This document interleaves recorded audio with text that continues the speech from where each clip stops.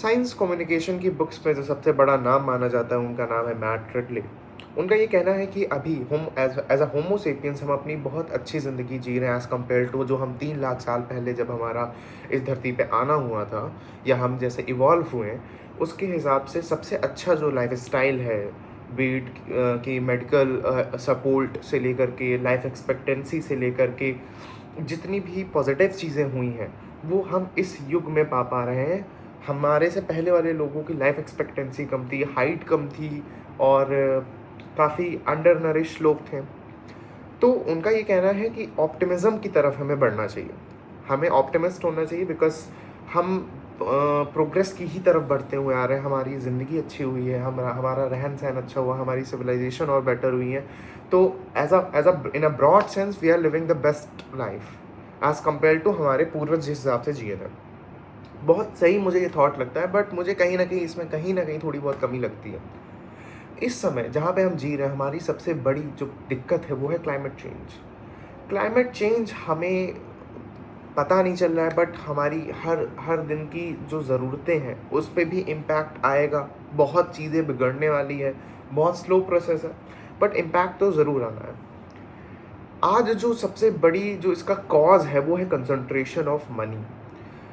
मैं जब भी देखता हूँ अफ्रीका के बच्चों को या अपने ही इंडिया के स्लम्स को, तो मुझे ये लगता है कि क्या ये ज़िंदगी जी रहे हैं। और वहीं हम देख पा रहे हैं कि जितने भी बड़े बड़े उद्योगपति कैपिटलिस्ट हैं, they are earning in trillions. बहुत पैसा आ रहा है उन लोगों के पास। इलॉन मस्क जैसे लोग आज ट्रिलियन पार करने वाले हैं। और वहीं देखा जाए, एक पूरी बड़ी पॉपुलेशन का एक बहुत बड़ा तबका जो है वो भूखमरी से मर रहा है। उसकी इतनी इतनी बीमारियां हैं। Literally I was seeing one video जहाँ पे मैंने देखा था कि एक बच्चे के कुछ पेट में दिक्कत हुई है। तो जैसे ब्लोटिंग के बाद जब एक शेप ले लेता है हमारा पेट, वैसे उसके था। तो मैंने कमेंट सेक्शन में देखा कि इसकी क्या दिक्कत हो सकती है, तो मुझे पता चला उसको कोई बीमारी है, हार्मोनल इम्बैलेंस के कारण उसका पेट फूलता जा रहा है, और वो अफ्रीका के बच्चे थे।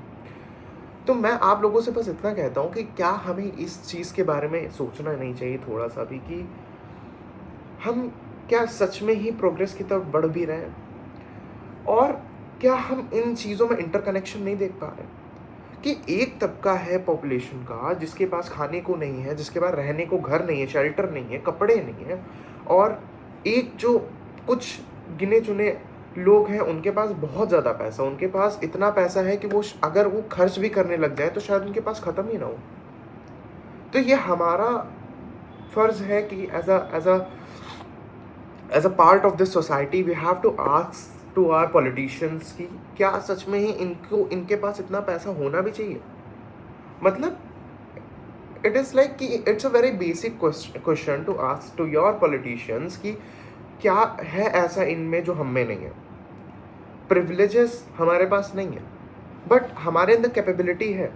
मैं बिल्कुल ये आर्गुमेंट एक्सेप्ट करता हूँ कि अगर कैपिटलिस्ट नहीं होंगे तो एम्प्लॉयमेंट जो हो भी रही है वो भी नहीं हो पाएगी। वो अपने में इकोनॉमिक्स में बहुत अच्छा रखता है, पर इकोनॉमिक्स में सबसे ख़राब भी कही जाने वाली बात कंसंट्रेशन ऑफ मनी है, क्योंकि यही मेन दिक्कत है कि एक जो लोग हैं उनके ऊपर कभी कोई फ़र्क नहीं आने वाला, चाहे जितनी बड़ी आपदा आ जाए।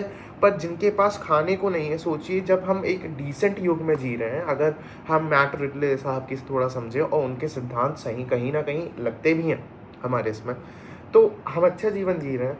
पर हमारा अच्छा जीना क्या ये जस्टिफाई कर देता है कि जो लोग ख़राब जीवन जी रहे हैं, या जो लोग अपनी बेसिक रिक्वायरमेंट्स को नहीं पूरा कर पा रहे हैं, या जो लोग बेसिक शेल्टर, फूड, क्लोथ्स वो नहीं पा रहे हैं, और हम यहाँ पर जितना मन चाहे कंजप्शन कर सकते हैं because we have a very good amount of capital. तो यहाँ पे हमें ये सोचना पड़ेगा कि क्या सच में वो लोग डिजर्व भी करते हैं इतना कैपिटल, और वो कहाँ पे वो इन्वेस्ट भी कर रहे हैं। इन्वेस्टमेंट भी हमें देखना पड़ेगा। आज हमें कैपिटलिस्ट हर जगह से ट्रैप करने के चक्कर में है। इतना मैं आपको बता सकता हूँ, मैंने जितना अभी समझा पड़ा है, चाहे एडवर्टाइजमेंट के थ्रू, चाहे प्रमोशंस के थ्रू, चाहे स्पॉन्सरशिप के थ्रू, सिर्फ हमारे माइंड को हाईजैक करने के लिए कैपिटलिस्ट आगे बढ़ते जा रहे हैं। और हमें ये पता ही अब नहीं चलता है कि सच में गरीबी भी है। आप एक शहर में रुक रहे हैं, आपको दिखती ही नहीं है गरीबी, और दिखती भी है तो बहुत कम दिखती है। आपको लगता है कि हाँ यार, we are living in a good society, हम अच्छा कमा रहे हैं, हम अच्छा जी रहे हैं, हम अच्छी ज़िंदगी जी रहे हैं, एटलीस्ट मैं इतना तो नहीं कर। और आदमी खुद भी 100 ईएमआई उसकी चल रही है, but he is living a very lavish life. I don't know how, but हो रहा है, सब काम चल रहा है। पर दिक्कत हमें हमें ये पता करनी पड़ेगी कि वो तबका गरीब क्यों है, उस तबके को इतने समय से अपॉर्चुनिटी ही नहीं मिल पा रही है। और यहाँ पे कभी वो 100 बिलियन पे था और कुछ सालों में ट्रिलियन पार करने वाला है। ये बेसिक क्वेश्चन है we have to ask to ourself and to our politicians कि मैं पिछले 50 साल से देख रहा हूँ, ये स्लम 50 साल पहले भी यही था, ये स्लम 50 साल हो गए हैं आज, ये स्लम तब भी वहीं पे। और वहीं पे मैंने देखा कि 50 साल में इसके इसके पिताजी ने इसके पिताजी भी कैपिटलिस्ट थे, इसका लड़का भी कैपिटलिस्ट है, इनकी पूरी ओवरऑल जो नेटवर्थ है वो एकदम ब्लास्ट कर रही है। तो ऐसा क्यों हो रहा है? मुझे ये प्रोसेस ही नहीं मैं कर पाता हूँ कि क्या असल में प्रॉब्लम है। और प्रॉब्लम कुछ नहीं है, मैं तो ये कहता हूँ कि क्या उनके अंदर मसल पावर नहीं है, क्या उनके अंदर मेमोरी पावर नहीं है। मैं ये सिंपल सा क्वेश्चन है, वो अंडर नरिश क्यों है? यही तो बेसिक क्वेश्चंस हमें पूछने चाहिए ना। पुराने लोग नहीं पूछेंगे। पुराने लोग, अब समझिए 40-50 साल का आदमी, वो पूरा कंडीशनड है एक पर्टिकुलर वे में, तो वो आपसे नहीं कहेगा, वो अपने पॉलिटिशियन से उसकी जो मांगे 50 साल की उसकी जितनी उम्र है उसमें उसने अपने माँ बाप को देखा, उस हिसाब से उसकी मांगे है। But we as a rational generation, अब हमें ये चीज़ें अपने पॉलिटिशियन से पूछनी ही पड़ेगी कि आप हमारी सेल्फिशनेस को हटा करके वी हैव टू आस्क कि ये लोग क्यों गरीब हैं। क्योंकि मैंने तो देखा था, ये मैं बचपन से देखता आ रहा हूँ, ये स्लम तब भी था, ये स्लम अब भी है। और मैं बचपन से ये भी देख रहा हूँ कि ये व्यक्ति पहले इतना था और अब ये इतना है और अब ये यहाँ तक ही पहुँच गया है। क्या है इसके अंदर ऐसा? और क्या इनके अंदर ऐसा नहीं कि ये बेसिक अपनी रिक्वायरमेंट्स नहीं पूरे कर पा रहे हैं? ये बहुत, मतलब इधर आप देखिए, डिफ्रेंशिएट करिए। एक तबका है जिसके पास क्या इतनी कैपेबिलिटी नहीं होगी कि वो अपनी 2 टाइम की रोटी ले पाए, या वो अपने लिए अच्छे कपड़े अफोर्ड कर पाए, या वो अपने लिए छोटा सा मकान बना पाए। और वहीं पे उस व्यक्ति के अंदर ऐसी क्या कैपेबिलिटी, वो कौन सा ऐसा सुपर ह्यूमन है कि वो नई कंपनीज बनाते जा रहा, नई प्रॉपर्टीज वो खरीदते जा रहा विदाउट एनी लिमिटेशंस। तो ये तो प्रत्यक्ष है, ये तो एकदम सामने ही है कि हम देख पा रहे हैं कि यार ये ऐसा क्यों हो रहा है, क्या कारण हो सकता है इसका। कहीं कोई तो बेईमानी कर रहा है, कहीं कोई तो करप्ट है जो इस चीज़ को बढ़ावा भी दे रहा है, कहीं ये पूरा सिस्टम ही तो करप्ट नहीं है, कहीं आदमी का स्वभाव ही तो करप्शन नहीं है। ये बेसिक क्वेश्चंस हैं जो हमें पूछने चाहिए। क्या असल में समस्या है? क्या असल में दिक्कत है? आप लोगों को लगता नहीं है, बट जहाँ तक कि मैंने भी देखा है कि गरीब आदमी को लगता ही है कि वो गरीब है, क्योंकि उसको पूरे सोसाइटी ने बता दिया हाँ तू गरीब है, तू गरीब ही रहेगा, वो कभी सोच ही नहीं पा रहा है बड़ा। इसमें भी उद्योगपति का कंट्रीब्यूशन है। अब लोग कहेंगे कि तुम कैपिटलिस्ट के ही खिलाफ बोलते जा रहे हो, उनका क्या कोई कंट्रीब्यूशन नहीं? सर्टेन अमाउंट के बाद मुझे रिक्वायरमेंट नहीं समझ में आती है कि क्या हो सकती है किसी व्यक्ति की।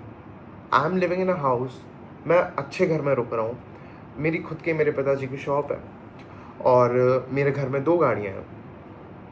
क्या आपको नहीं लगता कि ये चीज़ें इनफ है? और मेरी क्या रिक्वायरमेंट्स हो सकती हैं as a single child of my parents?